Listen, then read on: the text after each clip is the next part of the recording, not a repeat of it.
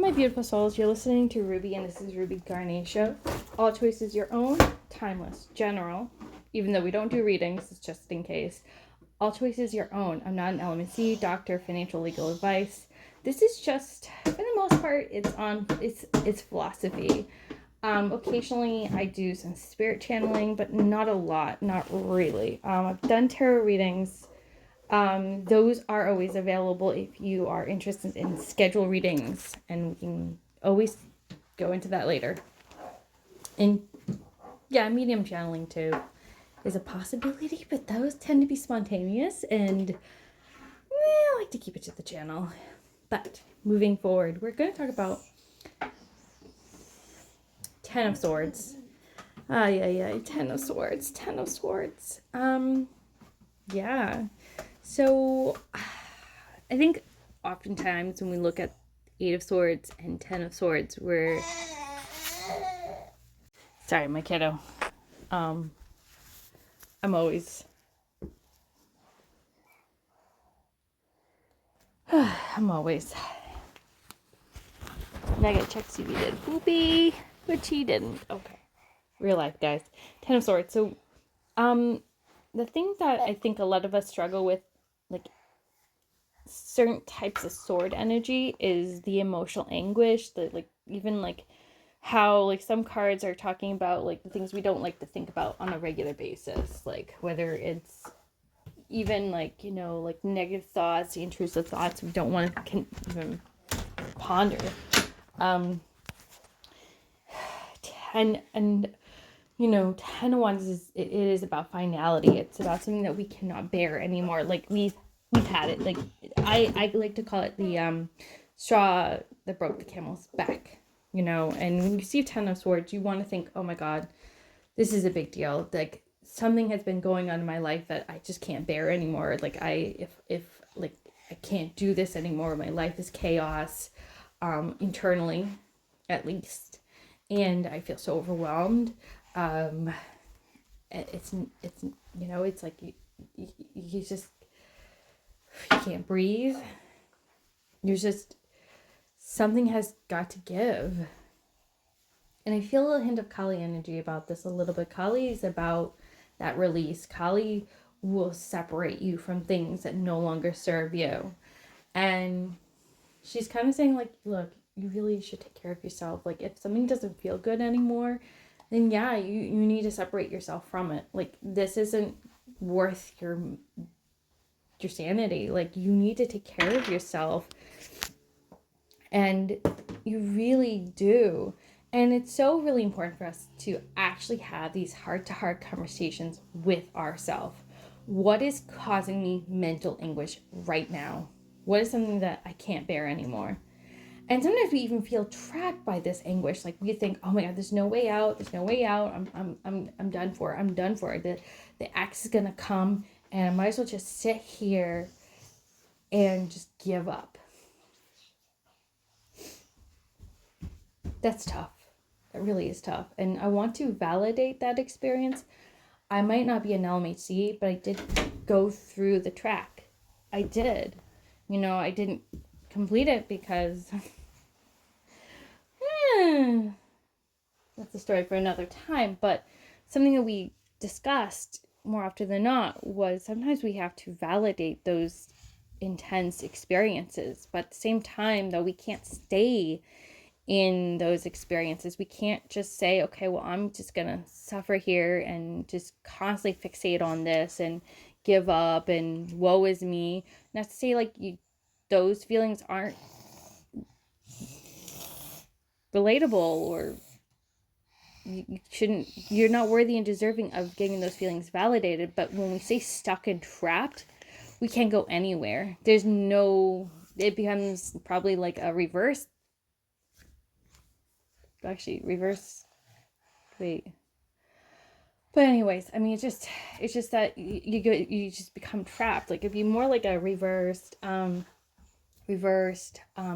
hangman with that combination. It'd be a combination of reverse hangman with Ten of Swords.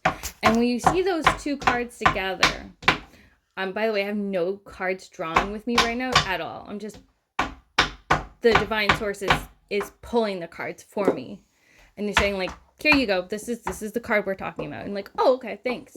And they're saying there's other cards that we could talk about, but let's first focus one at a time with these cards. Yeah. Oh my god, I love that. Is that a green? Wait, those are the cards. Sorry, my kid brought me the colors of the week, which is red and green, and he literally had a red trapezoid. Yes, and a green frog. Sorry again, he had to like show me it again. He's still showing me boxes and things like that. He's like, look at this, mommy, look at this, look at this. And you know, if you think about reverse, like, okay, we'll go to like Hangman reverse first, and then I'll go into the reverse Ten of Swords. But like, if we're not willing to suspend belief in that something, quite possibly something better could happen, you know, it's so easy to feel trapped, like to think like, okay, like everything I do is just trash, you know? Everything in my life is trash, but there's no wasted value in what we're doing. And so to stay trapped is deadly, because then you can't create solutions, you can't enjoy what's going on in your life. Like, you know, if I were to stay depressed all day long, I would miss out on my son putting, yeah, you want to put in. You know, there's a lot of fun stuff as a mom that I get to embrace and enjoy, because that's the best part about being a mom, is teaching them awesome, cool stuff. And I don't usually get that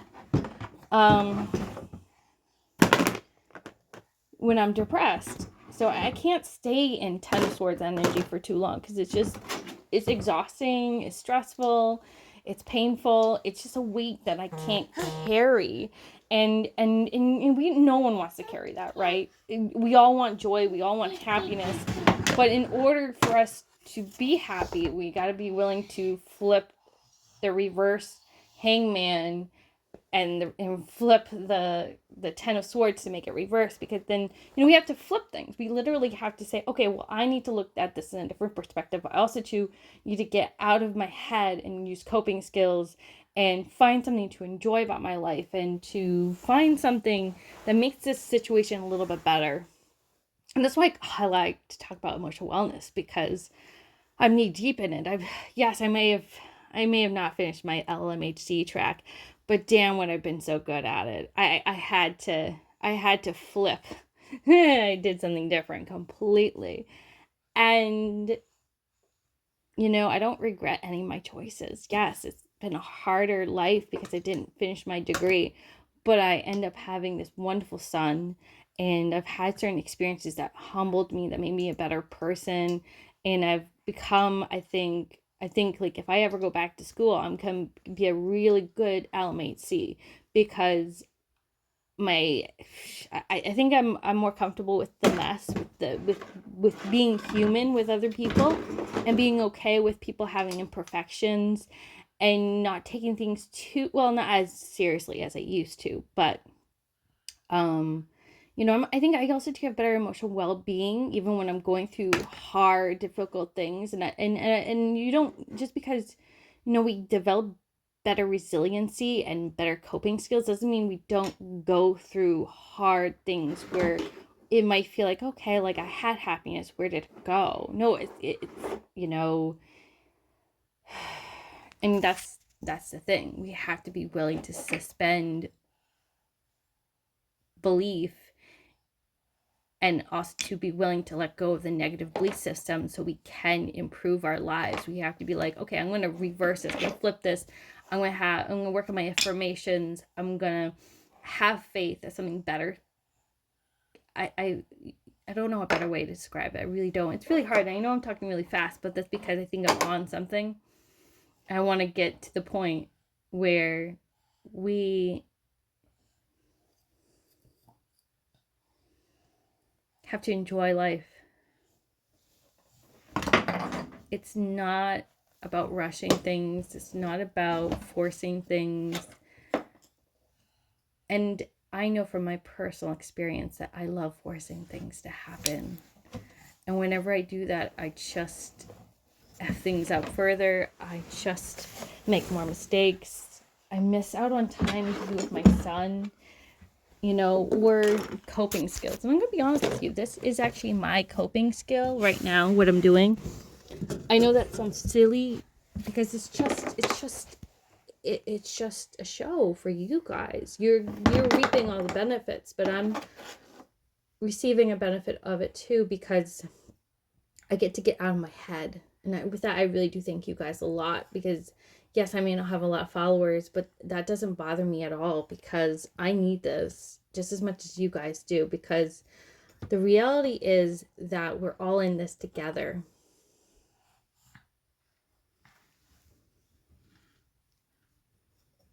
Whatever helps you escape, even just for 1 second, 1 minute. Yeah. Like that sound. Yeah. Yeah. I've kind of embraced at this point that I'm gonna always be making the show on the go with my son or in the car. So I'm sorry about the quality. It's just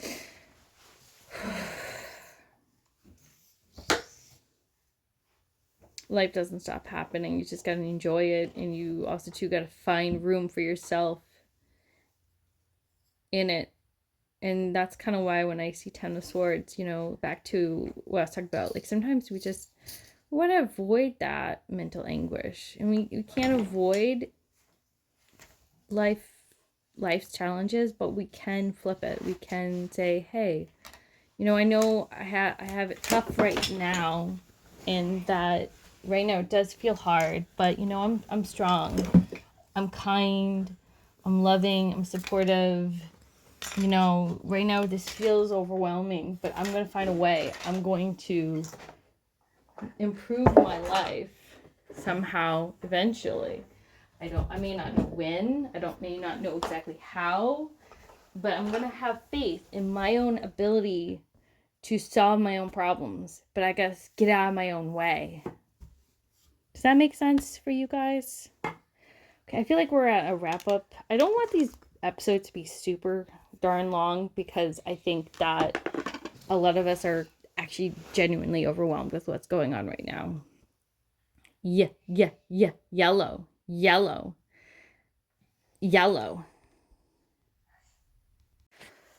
But if you are interested in subscribing, liking, comment, feel free to do that. Right now I'm only gonna take so many. I don't mind. Okay, so let me rephrase. So there will be tarot readings and opening for the December period, the end of the December area, and there'll be more in February, March. So it's first come, first serve. Right now, I have full opening right now. Sorry, I'm like, I'm trying to make sure I don't say anything when he's doing what he's doing. But you know what you can also do in the comments? Maybe like put down your favorite or the tarot card that makes you the most scared. Like, and what we can do is through that, maybe like we can do like a tarot challenge where we can talk about it in terms of like philosophy, but also to maybe see if like something will be channeled through, or just, I used to do this with poetry. I would ask people for poetry challenges. I'm like, give me a poetry challenge, like say something random and I'll make something out of it. And I used to do it all the time. And the reason I did that was because the challenge was exciting. It like, yeah, I like challenges. I like to see if something can come out from it. And if it's a little trickier, then maybe we can get to it at some point, but it could happen eventually. And we can talk about philosophy in terms of the tarot, or talk about Odin, or angels, and angels. I don't really do a lot of philosophy around. That'd be more like a probably more of like a channel thing. I don't know. Angels do happen on the show, but sometimes I'll talk about like the gods, and talk about in terms of philosophy, but also too in terms of our like a spiritual relationship with them and what that looks like, but also too what does it mean to have a spiritual relationship with someone like Odin or Loki or with Kali. There's a lot of deities out there, and so I don't mind you doing a god goddess challenge either, or even like something you could throw out there for spirituality, like a spiritual challenge, and I can do some research, do a dive into it, you know, and see if I can connect with them, say, hey, like, I'd like to get to know you more. Can I interview you? Because really, that's kind of like what I channel. I channel light, but I also do interview deities and have what I call energetic conversations with them. So basically, they tell me stuff like, like, oh, hey, like recently Odin and I have been having ongoing conversations. And that could be another video for another time. Because a lot of what he's been telling me has been like, stuff I've really been needing to hear a lot. So I gotta go. May our meat blessed to be on into good health. And yeah, just check me out. I'm on Facebook as Ruby Garnet, spelled as it is on the show. And I am pooped. Toodaloozies.